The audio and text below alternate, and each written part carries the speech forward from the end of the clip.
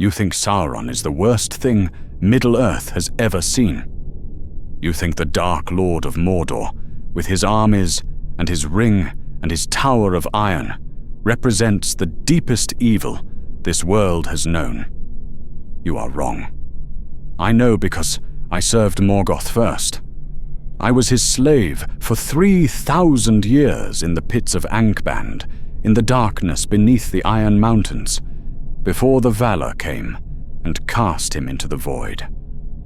And when Morgoth fell and his lieutenant Sauron rose to take his place, I thought I knew what darkness was. I thought I understood the depths to which evil could sink. I was wrong. Morgoth was worse. So much worse that comparing them is like comparing a candle flame to the sun. Both burn, yes, but one is a pale shadow of the other. Let me tell you what I have seen. Let me tell you what it means to serve 2 Dark Lords across 6,000 years. Let me tell you why you should be grateful, deeply grateful, that you only know Sauron. Because if Morgoth still walked this world, there would be no world left to walk. My name is Maeron.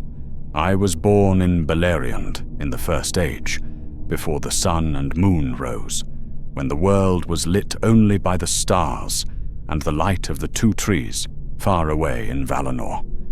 I was Noldorin, one of the elves who had returned from the Blessed Realm to fight Morgoth and reclaim the Silmarils. I was young, barely 3 centuries old when I was captured. It happened during a raid on one of our settlements. Morgoth's forces came in the night, orcs and worse things, and they killed many and took many more.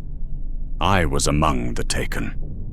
Dragged north in chains, through lands corrupted and blasted, until we reached Angband, Morgoth's great fortress, carved into the mountains, descending into depths that seemed to have no bottom.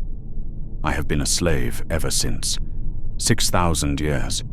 I have served 2 Dark Lords across ages of the world.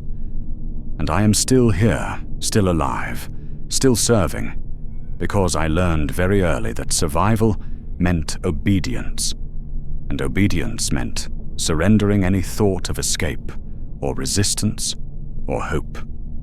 When we were brought to Angband, we were sorted.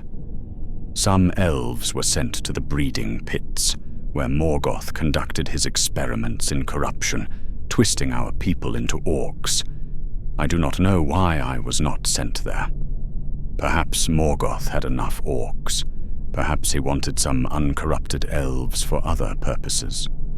Or perhaps it was simply random chance, or the casual cruelty of a being who did not care enough about individual fates to make deliberate choices. I was sent to the forges, deep in Angband, where the heat was overwhelming and the air was thick with smoke, and the sound of hammers on metal never stopped. We made weapons, armor, chains, the instruments of Morgoth's war against the elves and men of Beleriand. We worked in shifts that lasted until we collapsed. We were fed barely enough to keep us functional, and we were beaten regularly, not for failure or disobedience, but simply because our overseers enjoyed it. But the physical conditions, terrible as they were not the worst part of serving Morgoth. The worst part was the nature of Morgoth himself. Sauron, for all his evil, wants to rule the world. He wants to dominate it, to order it according to his will, to make all things serve him. There is a logic to that. A terrible logic, but logic nonetheless. Morgoth didn't want to rule the world. Morgoth wanted to destroy it, wanted to unmake creation itself. He hated everything that existed, everything that had been made by the Valar or by Ilúvatar, and his deepest desire was to reduce it all to nothing. He could not create, you see. He was a Valar, one of the great powers, but he had squandered his ability to make things in his rebellion. So instead he corrupted, he twisted, he destroyed, and he did so with a creativity and enthusiasm that was more terrifying than any mere cruelty. I remember the first time I saw Morgoth himself. We had been working in the forges for perhaps a year, and word came that the Dark Lord would be inspecting the facilities. We were lined up, terrified, or not knowing what to expect. And then he came. He was enormous, taller than any being I had ever seen, and he wore the form of a Dark Lord crowned in iron. But it was his presence that struck me most. When Morgoth entered a room, the air itself seemed to die. Light dimmed. Sound became muffled. It was as if reality itself recoiled from him. He walked past us slowly, examining us the way you might examine insects. And then, without warning or reason, he reached out and crushed the skull of the elf standing next to me. Just reached out with one massive hand and destroyed him. No reason. No provocation. The elf had done nothing wrong. Morgoth simply decided in that moment that he wanted to kill something, and that elf was convenient. And then he continued walking as if nothing had happened. That was Morgoth. Death without purpose. A cruelty without reason. Evil so fundamental that it did not need justification. The breeding pits were worse. I was never sent there to work, but I could hear what happened in them. The screaming, the sounds of flesh being reshaped. Morgoth was trying to create new forms of life, mockeries of what the Valar had made. He took elves, beautiful and immortal, and he broke them. Not just their bodies, but their souls. He twisted them over years, over decades, until they became orcs. And the process was not quick or clean. It was prolonged, deliberate, designed to cause maximum suffering. Because Morgoth did not just want orcs. He wanted to prove that he could take the fairest of the children of Ilúvatar and reduce them to monsters. It was art to him. Terrible, hateful art. And the screams from those pits never stopped. Day and night. What for 3,000 years I heard elves being unmade. Heard them begging for death. Heard them begging for anything except what was being done to them. And there was nothing anyone could do, because Morgoth was not just powerful. He was a fundamental force. Fighting him was like fighting the concept of darkness itself. I saw him conduct experiments, not for any strategic purpose, not to create better weapons or stronger servants, just because he was curious about what would happen. I saw him take captured men and elves and dwarves and mix their blood, trying to create hybrids that should not exist. Most died in agony.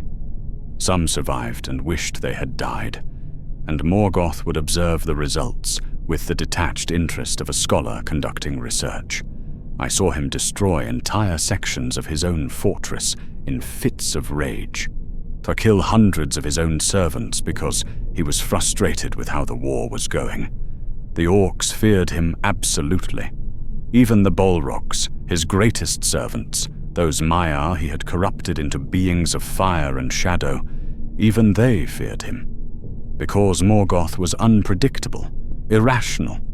You could serve him perfectly and be rewarded, or you could serve him perfectly and be destroyed on a whim. There was no safety, no way to earn his favor permanently, only the hope that on any given day he would not notice you.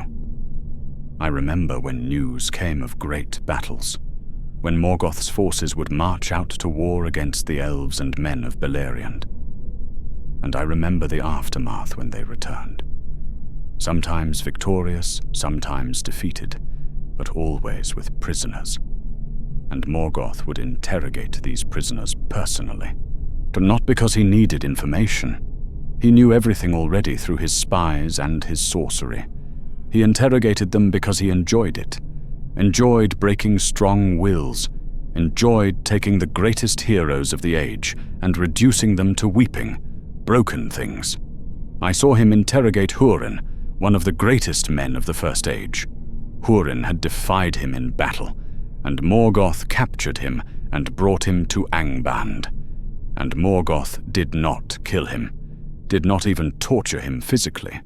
Instead, Morgoth set him on a high seat and forced him to watch through Morgoth's power, as his family was destroyed, as his children died, as everything he loved was corrupted, and Hurin could do nothing but watch and weep. That was Morgoth's idea of punishment.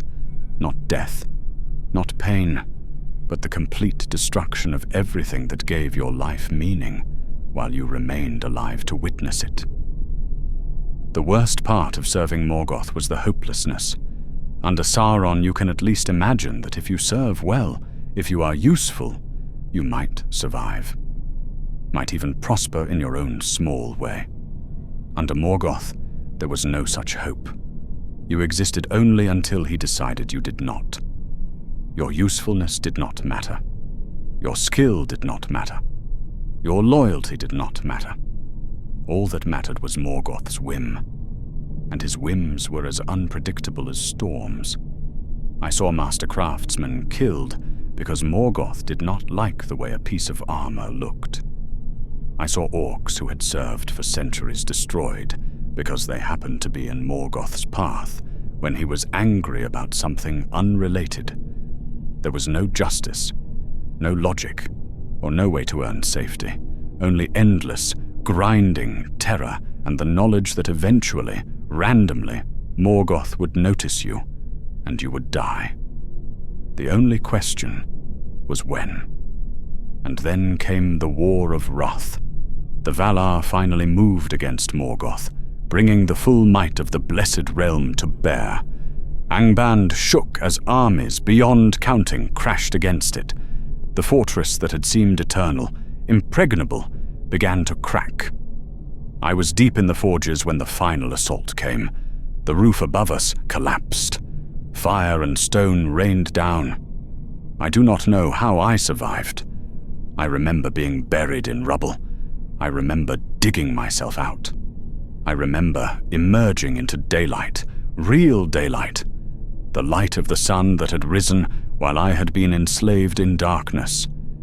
And I remember seeing Morgoth in chains. Morgoth the mighty, the terrible, bound and helpless before the Valar, being dragged away to be cast into the void beyond the world, and I thought, it is over. The nightmare is finally over. I was wrong, because while Morgoth was cast out, his servants remained, and chief among them was Sauron. Sauron had been Morgoth's lieutenant, his most trusted servant, the one who had managed the day-to-day operations of the war, while Morgoth indulged in his experiments and his rages. And when Morgoth fell, Sauron simply continued the work. He gathered the scattered remnants of Morgoth's forces, the surviving orcs, the corrupted men, the creatures of darkness that had nowhere else to go, and he offered them purpose, order, a new Dark Lord to serve. And I, fool that I was, thought this might be better. Thought that serving Sauron could not possibly be worse than serving Morgoth. And in some ways, I was right. In other ways, I was terribly wrong. Sauron built a new fortress. Not in the frozen north, but in Mordor, in the south and east. Barad-dûr, the Dark Tower, rising from the volcanic plain. It took centuries to build, and I was part of that construction. I worked in the foundries, forging the metal that would become the tower's bones, and I noticed immediately that things were different. Under Morgoth, work had been chaotic, dangerous. Overseers would change orders on a whim. Projects would be abandoned halfway through because Morgoth had lost interest. Slaves would be worked to death and then replaced, with no thought to efficiency. Under Sauron, everything was organized, planned, efficient. There were schedules, quotas, systems. If you met your quota, you were fed properly. If you exceeded it, or you received better treatment. If you failed, you were punished, but the punishment was proportional and predictable. It was still slavery, still evil, But it was rational slavery, rational evil. And after 3,000 years of Morgoth's chaos, that felt almost like mercy. Sauron himself was different from Morgoth in every way. Where Morgoth had been enormous and terrible, a dark god in physical form, Sauron preferred to appear fair. Beautiful even. He could take the form of an elf lord, golden and wise, and speak with a voice like honey. He did not kill on whims, did not destroy for the sake of destruction. Everything Sauron did had a purpose, a goal. He was building something, an empire, a world ordered according to his design. And while that design was evil, while it was built on slavery and domination and the grinding down of all free will, at least it made sense. You could understand what Sauron wanted, could predict how he would react, could, if you were clever and useful, survive, and maybe even thrive in your own limited way. That was the difference. Under Morgoth you survived by pure chance. Under Sauron you survived by being useful. I served in Barad-dûr for thousands of years. I worked in the forges again, making weapons and armor for Sauron's armies. And I watched as Sauron built his power methodically, patiently. He did not rush into war the way Morgoth had. He planned, he manipulated, he corrupted from within. When he wanted to dominate the elves, he did not send armies to enslave them. He appeared to them as a friend, as Anatar, the Lord of Gifts, and taught them to make the rings of power. And only when the rings were made did he reveal his true purpose, forging the one ring to control them all. That was Sauron's way. Subtle, patient, devastatingly effective. Morgoth would have simply attacked Eregion and tried to burn it to the ground. Sauron corrupted it from within and claimed it without a battle. That is the difference between them. But that does not make Sauron better. It makes him more dangerous in different ways. Let me explain what I mean. Morgoth wanted to destroy everything. If he had won, if he had conquered all of Middle-earth, he would have continued destroying it until nothing remained. His hatred was so fundamental that even victory would not have satisfied him. He would have torn down everything he built, unmade everything he conquered, and ultimately destroyed himself in the process of unmaking creation. That was Morgoth's nature.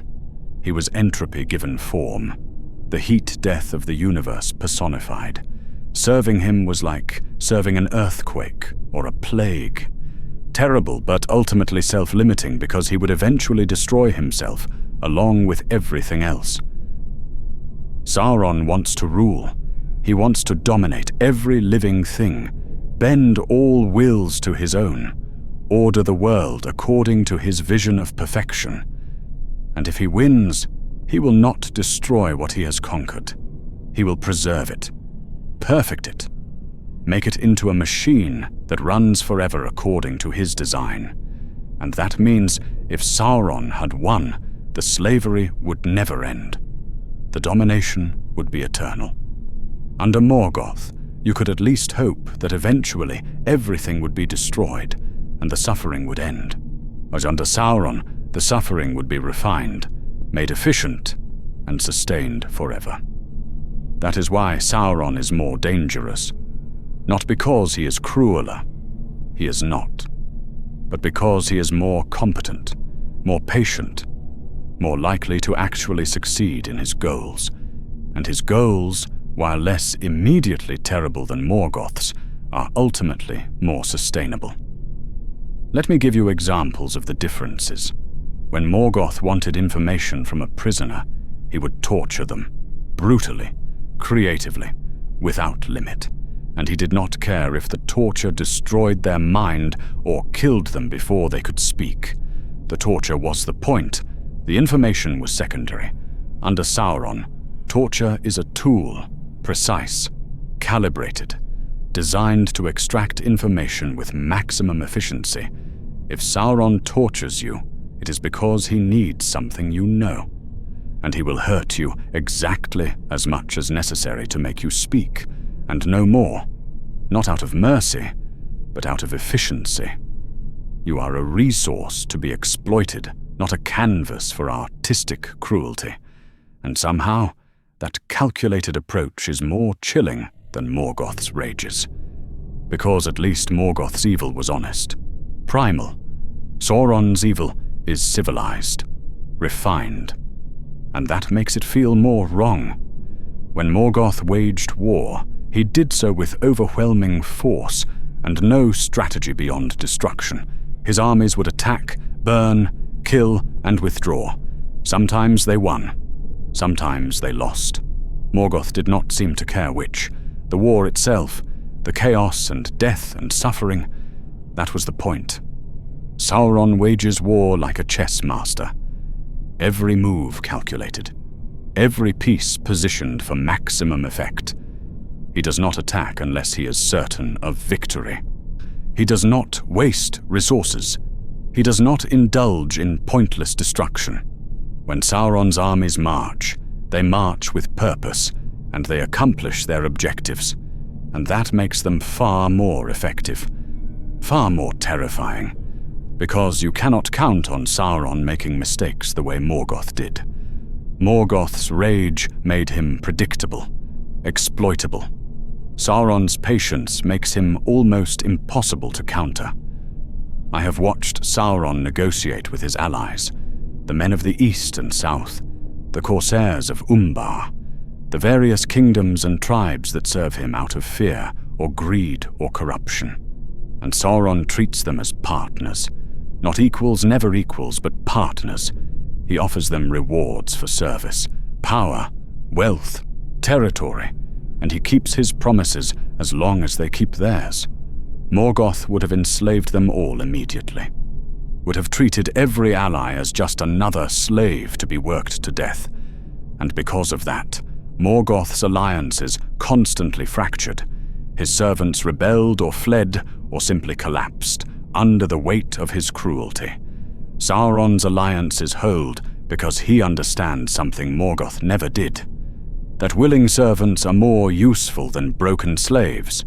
That you catch more flies with honey than with vinegar. That evil can be seductive, can offer real benefits, can make people choose to serve rather than forcing them. But Morgoth was worse in one fundamental way that makes all of Sauron's competence pale in comparison. Morgoth was worse because his hatred was absolute. Because he despised beauty and light and life itself with a purity that Sauron has never matched. Sauron wants to rule the world. Morgoth wanted to murder it. And I know which is more terrifying. I know because I felt it.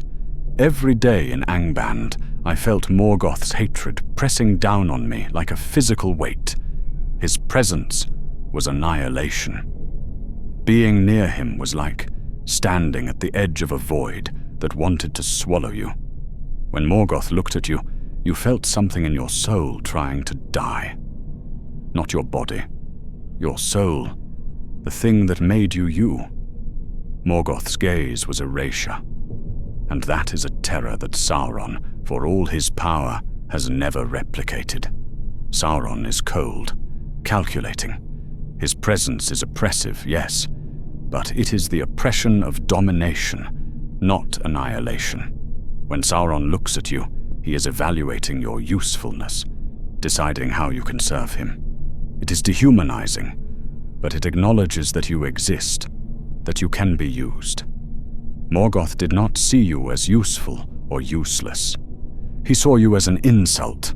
Your very existence offended him because you were something he hadn't made and couldn't unmake completely. And that offense drove him to heights of creative cruelty that Sauron has never approached. Sauron tortures efficiently. Morgoth tortured artistically. And art, even evil art, is always more terrible than mere efficiency. I remember a time in Angband when Morgoth decided to conduct an experiment. He took 100 elf slaves and placed them in a chamber. And he slowly, over the course of a year, reduced the light in that chamber, dimmed it gradually until they were in complete darkness, and then he left them there. For 10 years. No contact. Food and water were provided through slots, but no light, no sound, no human contact, just darkness. And at the end of 10 years, he had us bring them out, and they were mad. All of them. Completely, irreparably broken. Some were catatonic. Some screamed constantly. Some attacked anything that moved, and Morgoth examined them with the interest of a natural philosopher studying an interesting phenomenon. He had learned something about the breaking point of elven minds. That was all. 100 people destroyed for a piece of academic knowledge that served no purpose. Sauron would never do something like that. Not because he is more moral, but because it is inefficient, a waste of resources. And that is the difference. Morgoth's evil was expressive. Sauron's is instrumental. There were times in Angband when I genuinely wished for death, when the suffering was so intense, so pointless, so unending that I prayed to whatever powers might listen to just let me die. But elves do not die easily. We are immortal unless killed, and Morgoth was very good at keeping us alive. He did not want us to die. He wanted us to suffer. Forever, if possible. And the knowledge that the suffering might truly be endless, that there was no natural endpoint, no release through age or disease, that was its own special torture. At least mortals can hope for death, can know that eventually their pain will end. We had no such hope. Only the endless grinding present and the knowledge that Morgoth could make it last forever.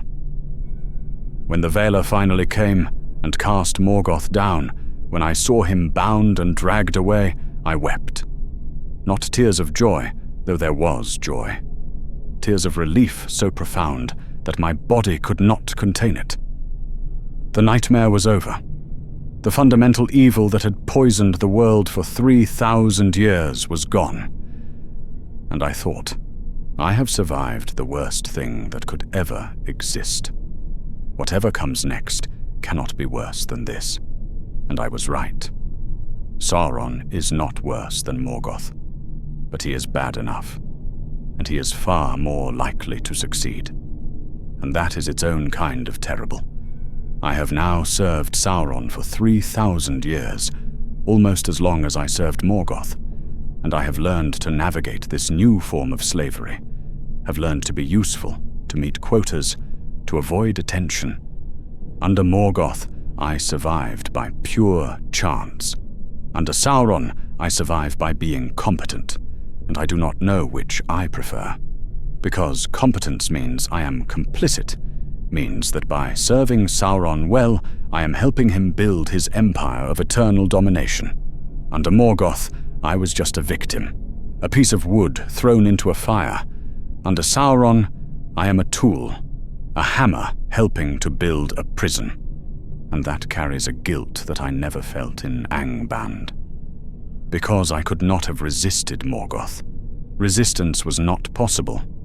But I could resist Sauron, could choose to be less useful, could sabotage, could rebel. I do not do these things because I am afraid, because I have been broken in ways that I do not fully understand, because 6,000 years of slavery has taught me that survival requires obedience. But the choice exists, and that makes me complicit in a way I never was under Morgoth. Sometimes I wonder which Dark Lord I would choose if I could. If I could go back to the moment of my capture and choose which one to serve. And I do not know the answer. Morgoth was more terrible, more cruel, more fundamentally evil. But he was also more likely to fail, more likely to destroy himself, more likely to end.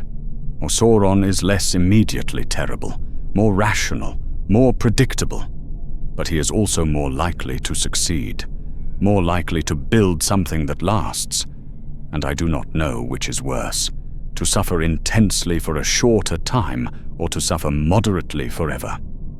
It is a question that has no good answer.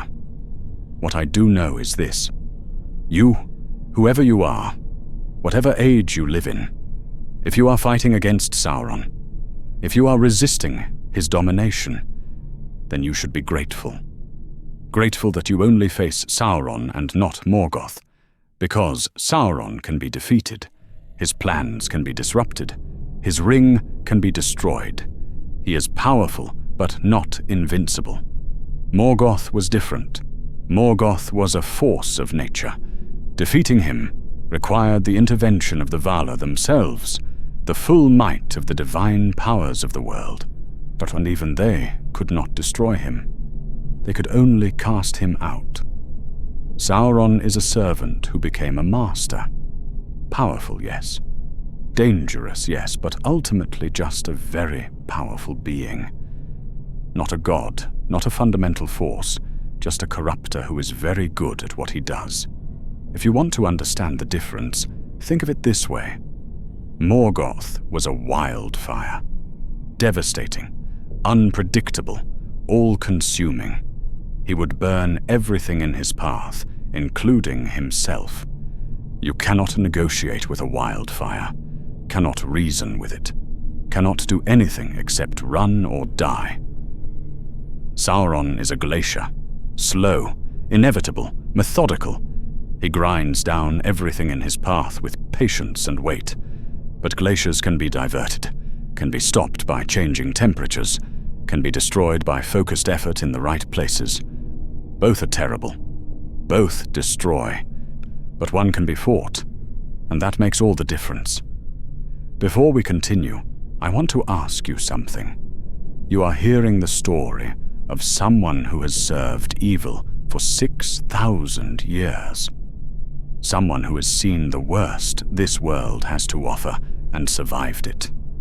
If you want to hear more stories like this, stories from the depths of darkness, stories that show you what evil truly looks like, then stay. Listen. Subscribe to Whispers from the Shire, because there are more voices in the shadows, more witnesses to things that should never have been, and their stories matter. Thank you. I am old now. Older than I ever thought I would be. I have lived through ages. I have served Dark Lords who reshaped the world.